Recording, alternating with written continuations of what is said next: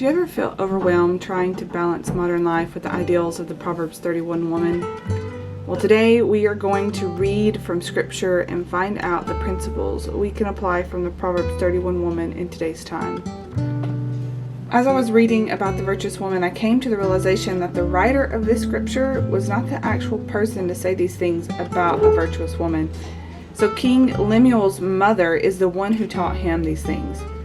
I'd always thought that it was King Lemuel, because I just started in verse 10 as it asks about an excellent wife or a virtuous woman, depending on the version. I'd always assumed it was a man describing the perfect woman, but after seeing this as written by a mother, it made me feel as though my grandmother was telling me how to be a good wife and mother, and not a man telling me his ideal woman. So I'm just being honest here. To see it from a different perspective helped me see how to teach my daughters to become a virtuous woman and how to tell my sons what to look for in a wife. But let's dive into what it's like to be a virtuous or excellent wife in today's modern time.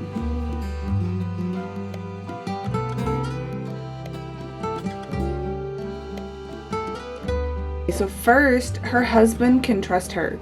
She's actively gaining and keeping his trust.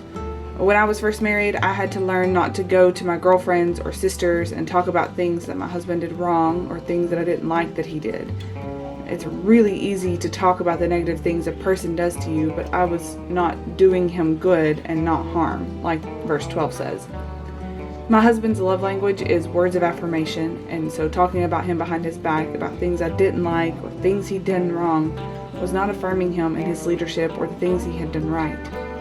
So now I actively think about the things I say about him before I say them to others. We have learned to communicate better, and I can tell him what I need from him or something I view as him doing wrong, and he is good about working out a solution with me. So for this virtue, we need to be in constant prayer for our husbands and question if our actions or words are doing him good or harm before we act. Another virtue this woman possesses is how she cares for her household. She's rising early before the sun is up and starting food and providing for her workers. So rising before my family has been a challenge for me. I'm either in a season of postpartum and I have a baby waking during the night, or I just don't want to wake up until I hear the kids stirring. I absolutely hate setting an alarm, and my husband doesn't like it either, so I don't. Over the years, I've gotten up early and went to work, or after having kids, I have gotten up early to go work out, but it hasn't ever been naturally occurring.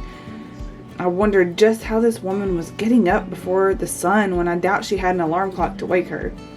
So I began praying that God would wake me up 1 to 2 hours before my kids.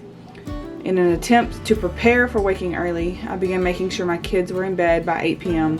and I was in bed sleeping by 9 to 9:30. So now I consistently wake up before my family. I start by serving them. I listen to my daily Bible reading while I fold laundry, then I get some work done. Sometimes I will make breakfast, but typically my husband does that when he wakes up, and it's really helpful.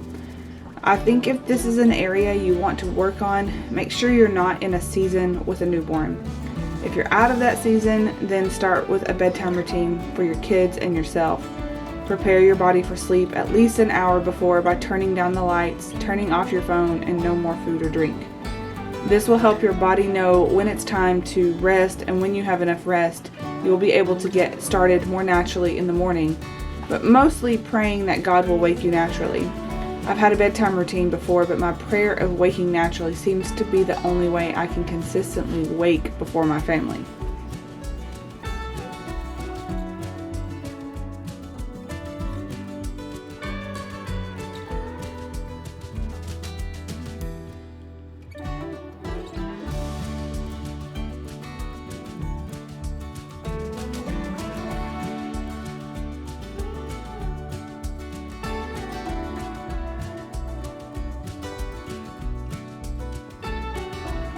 Lastly, for this video, this woman is an entrepreneur.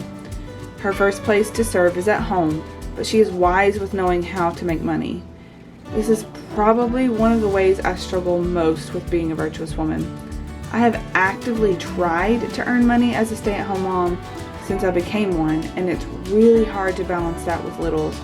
We have also been homeschooling for the last 2 years, and to balance making an income, school, keeping my home, and any other projects that come along has been very difficult. As a content creator, I haven't made enough money to pay back the money I've invested. I've had other streams of income with MLM companies, but it took me away from my family too much and didn't pay enough to be worth it. So this virtue is simply something I'm still working on and praying about. I think this woman is a great example of what a wife and mother should be, but don't think if you are a newlywed or a first-time mom that this is something that you should have down. This is a woman that has achieved a lot, but it was done over many years and maturity. These virtues are gained over time and with lots of prayer. And the most important thing is that she fears the Lord.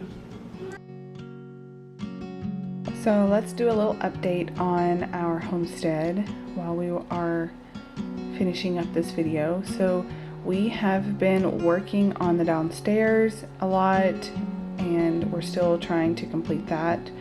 I have been just doing what I can when I can, and I am taking my daughter along with me and teaching her because she's interested in helping.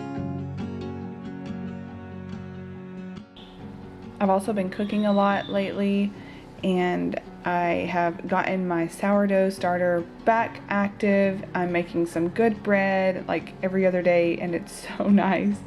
I missed it so much. So I did try the cinnamon and raisin bread that I had talked to you guys about in the last video, and it turned out really good. So basically I just did my normal bread recipe, and then right before it was time to rise the second time, I rolled it out flat, sprinkled my cinnamon on there and my raisins, and then rolled it up into a dough like we normally do, and let it sit for a couple hours, and then I scored it and put it into the oven.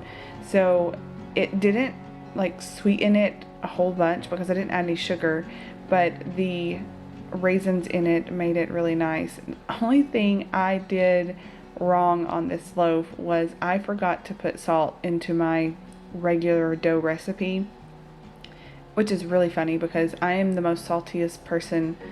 I love salt, but I always forget to put it in there. So anyways, that was the only thing that I did wrong with this dough, but it turned out very pretty. It rose very well, and the little cinnamon marks in it whenever you cut it were just so pretty. This is a great fall recipe.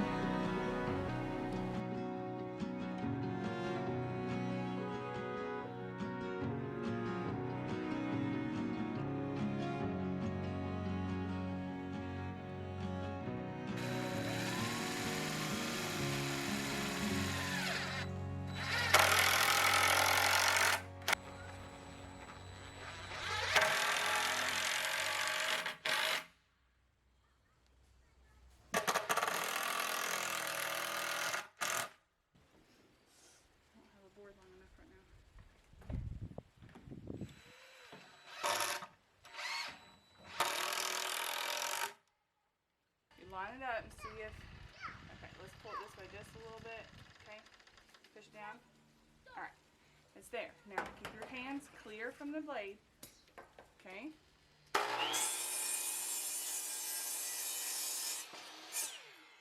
Good job.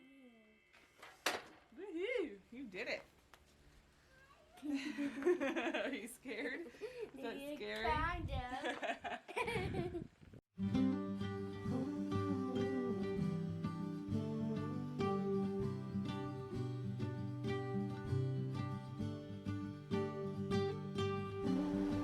So now I'm going to tell you guys about these sourdough cinnamon rolls. I will put all of the ingredients in the description box below, but basically you mix your dough ingredients together the day before. So that's what I did with these, and let them kind of sit and rise a little bit. And then we roll it out, we add our butter into the dough, and then we ball it back up, and then we roll it out again, and we're trying to get it to about 1/4 inch or 1/8 of an inch thick. So this is very hard the second time because you've got the cold butter in there. But then once you get that, you pour on your filling and spread it out on there. And then we're going to roll it back up into a log. So we're trying to pinch that in really tightly, and all of the insides seem to want to come out. So I just, whatever comes out, I will top it back on top of the cinnamon rolls whenever I'm done. And then I love using a cast iron skillet for this, so I will grease my cast iron skillet with butter, and then as my daughter is cutting our log into our cinnamon rolls, I am just putting those into the cast iron skillet and topping off what was left over. And then after they have baked, I will make my icing and pour it on top of them. These turn out so good. So thank you guys so much for watching. Please let me know down below what was your favorite part of this video, and I will see you in the next one. Bye.